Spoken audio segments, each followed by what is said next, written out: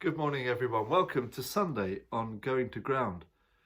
Well, I finished mowing the field, in case you were wondering. Goodness me, what a job!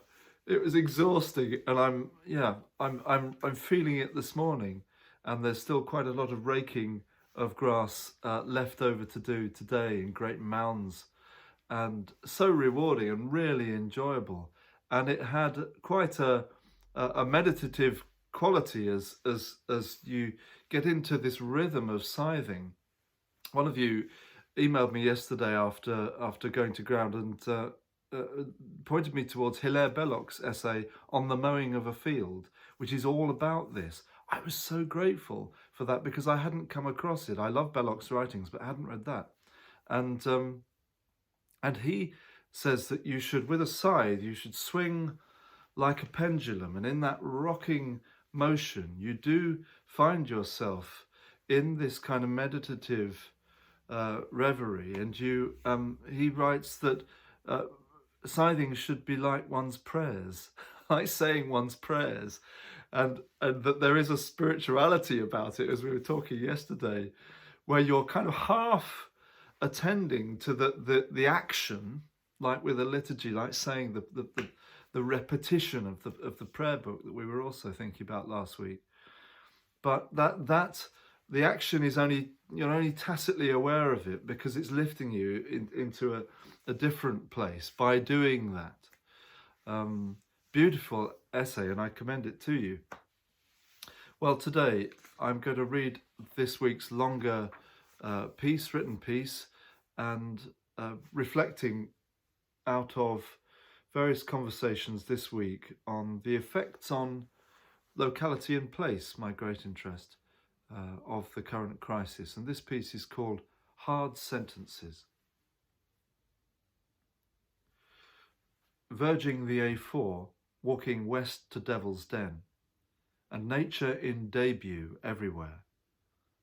Limp rotors of horse chestnut, ear handles of lambs, sweetly outsized and sooty. The year is taking shape, but still untested, tentative. Wild chervil, which will flock this path shortly, has a shyness in unfurling. Its fronds first genuflect, before an ecstatic flowering into tiny white explosions, flung out yet restrained, on stems taut as fuse wire. Life thus reins us in, even in spring. Wendell Berry, in his essay The Work of a Local Culture, describes the containment necessary for an ecology to thrive. The growth of the years, he writes, must return or be returned to the ground to rot and build soil. And this return applies as much to human society as agriculture, as Berry continues. A human community then, he writes, if it is to last long, must exert a kind of centripetal force holding local soil and local memory in place. The dominant force in modern urban culture, he argues, is centrifugal. And Berry looks askance at its cancerous expansion, eating its way outwards, like ringworm, as he puts it. Wendell Berry is a writer of singular genius, whose grounded Christian ethic has grown from a lifetime of farming the same Kentucky acres. His gift is to see human and natural culture as an organic whole, a spiritual compact, encapsulated by culture itself, whose root words hold in tension the sense of natural growth and husbandry, Adamic delving in the soil, as in coulter or ploughshare, and tellingly the honouring with worship, still evident in our use of the word cult. Traditional agricultural communities shackled most members to the soil with a toiling gravity, still present when my mother began teaching in Lincolnshire villages in the late 1940s. Stone picking and other equally back-breaking tasks tugged pupils to the fields, bringing mass seasonal absence.